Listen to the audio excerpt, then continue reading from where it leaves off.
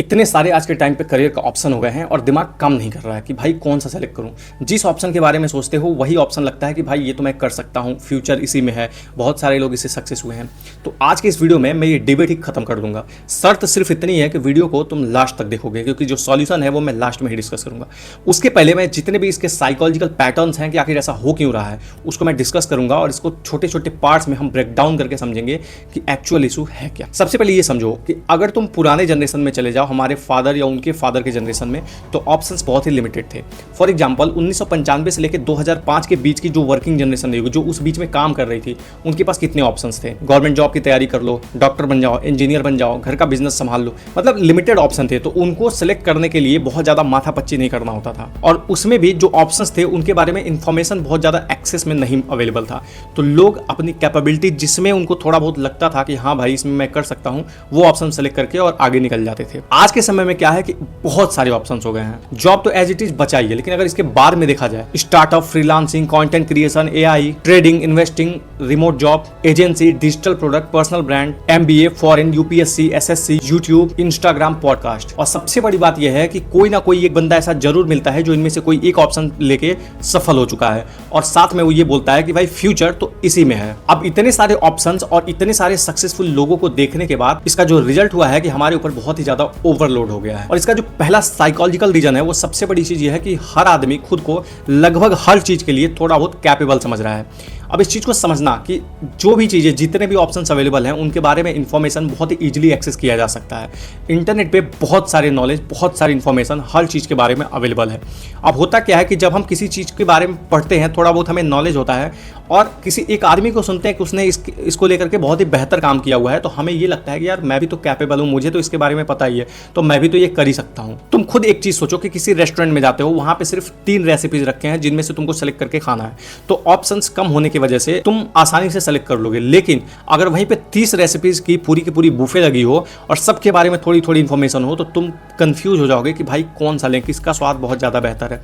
और वो कंफ्यूजन ही असली प्रॉब्लम क्रिएट करता है, और वही चीज़ अभी के टाइम पे हो रहा है। हर इंसान को लग रहा है कि मैं इसके बारे में कैपेबल हूँ, लेकिन जब एक्चुअल में वो काम करना स्टार्ट कर रहा है, तब जाके उसको उसकी असलियत और असल प्रॉब्लम पता चल रहा है। और इतने में कोई दूसरे ऑप्शन के साथ कोई सक्सेसफुल आदमी दिखाई देता है, फिर हमें लगता है कि फ्यूचर वहां है। अभी जो दूसरा सबसे बड़ा रीजन है वो है फियर ऑफ मिसिंग आउट। आज की जनरेशन की सबसे बड़ी डिजीज यही है। तुम स्टार्टअप चूज करो तो फिर ये दिमाग बोलेगा कि भाई तू एआई पे भी काम कर सकता था। एआई को चूज करो तो लगता है कि यार ट्रेडिंग भी मैं कर ही सकता था। अब इसका रिजल्ट ये हो रहा है कि कमिटमेंट हमारा एक चीज को लेकर जीरो हो जा रहा है, जिसकी वजह से हम डीप वर्क नहीं कर पा रहे हैं किसी भी एक काम को लेकर के, किसी भी एक टॉपिक को लेकर के। अगर हम इंफॉर्मेशन वाले टॉपिक को थोड़ा और डिस्कस करें तो ये बहुत ही बड़ी प्रॉब्लम है।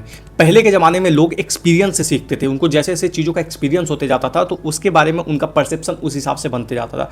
आज के टाइम पे लोग इंफॉर्मेशन से सीखते हैं, कंपैरिजन से सीखते हैं। मॉर्निंग में कोई एआई वाला बंदा मिलियनियर बन गया है, दोपहर में एक ट्रेडर दिखता है वो मिलियनियर है, शाम के टाइम पे भाई इस कंटेंट क्रिएटर ने तो बहुत ही पैसे छाप लिए, और जैसे ही रात होता है भाई ये तो देखो ना सुंदर पिचाई इतनी बड़ी कंपनी का सीईओ बन गया, काश कि मैं भी जॉब में कंटिन्यू करता तो कुछ सालों बाद मैं भी बहुत ही बड़ा बन सकता था। अब ऐसे में जब हर चीज का कंपैरिजन हमारे पास आता है तो फियर ऑफ मिसिंग आउट होना जायज सी बात है, क्योंकि हमें लगता है कि काश कि मैंने वो चीज की होती, ये मैं कर रहा हूं, मेरा डिसीजन कहीं गलत ना हो जाए, कहीं ऐसा तो नहीं है कि मैं जो कर रहा हूं इसमें फ्यूचर ही ना हो, इसमें करियर ना हो, और उस फले ऑप्शन में ज्यादा स्कोप हो। अगला जो बहुत बड़ा इशू है वो है आइडेंटिटी क्राइसिस का। करंट जनरेशन की ये सबसे बड़ी साइकोलॉजिकल इशू है।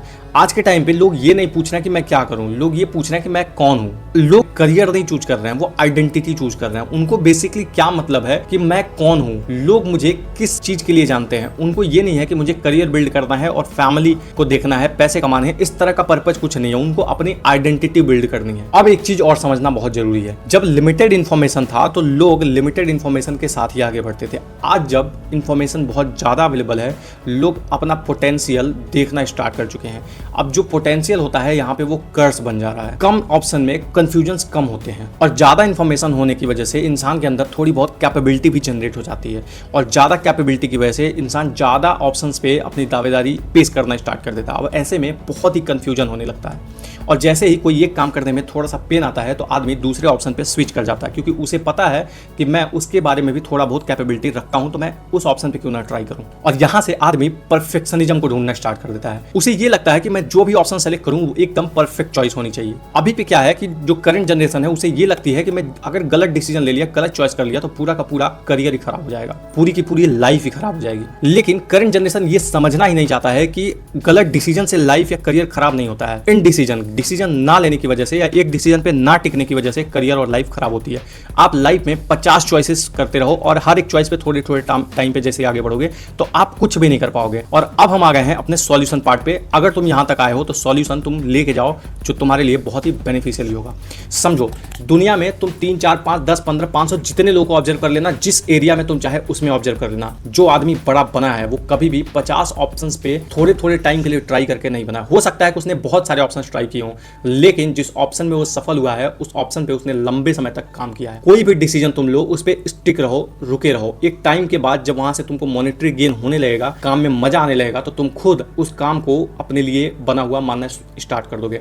लेकिन अगर तुम काम के स्टार्टिंग में ही जो पेन होता है, जो डिस्कंफर्ट होता है, उसको छोड़ के आगे बढ़ जाओगे तो कोई सवाल ही नहीं है कि तुम लाइफ में आगे बढ़ पाओगे। और वही इनडिसीजन वाले मोड में रहोगे, लाइफ में कभी भी प्रोग्रेस नहीं होगी। ये समझो कि आज के टाइम पे टैलेंट की कमी नहीं है। Your biggest problem is not that you have no talent, your biggest problem is that you have enough talent to assume, to imagine success everywhere. तुम्हारी प्रॉब्लम ये नहीं है कि तुम्हारे पास टैलेंट नहीं है, तुम्हारी प्रॉब्लम ये है कि तुम्हारे पास इतना ज्यादा टैलेंट है कि तुम हर जगह खुद का सक्सेस अज्यूम कर लेते हो, इमेजिन कर लेते हो। तो भाई कोई एक चीज पकड़ो, उस पर टिके रहो, अपने दिमाग को बोलो कि मैं इस सिंगल काम में टाइम दूंगा 5 साल 10 साल, तब जाके मुझे सफलता मिलेगी। बार बार कूदने से कुछ नहीं होगा। एक ऑप्शन पकड़ो और उस पर टिके रहो। इंश्योर करो कि तुम इस वीडियो को वेस्ट नहीं जाने दोगे, इसको उस एक आदमी के पास शेयर करोगे जिसको इसकी बहुत ही ज्यादा जरूरत है, जो बार बार ऑप्शंस चेंज करते रहता है। और मुझे लगता है कि आज के टाइम पे ऐसे लोगों की भरमार है। तुम इस चैनल को सब्सक्राइब जरूर करके जाना, क्योंकि अगर इस चैनल को सब्सक्राइब नहीं करोगे तो आगे ऐसे बहुत सारे वीडियोस को तुम मिस कर दोगे। और यहाँ पे हर वीडियो के साथ एक फ्रेमवर्क, एक सोचने का तरीका तुमको मिलेगा जो तुम्हारी लाइफ को चेंज करने की कैपेबिलिटी रखता हो। So thanks for watching, thank you very much.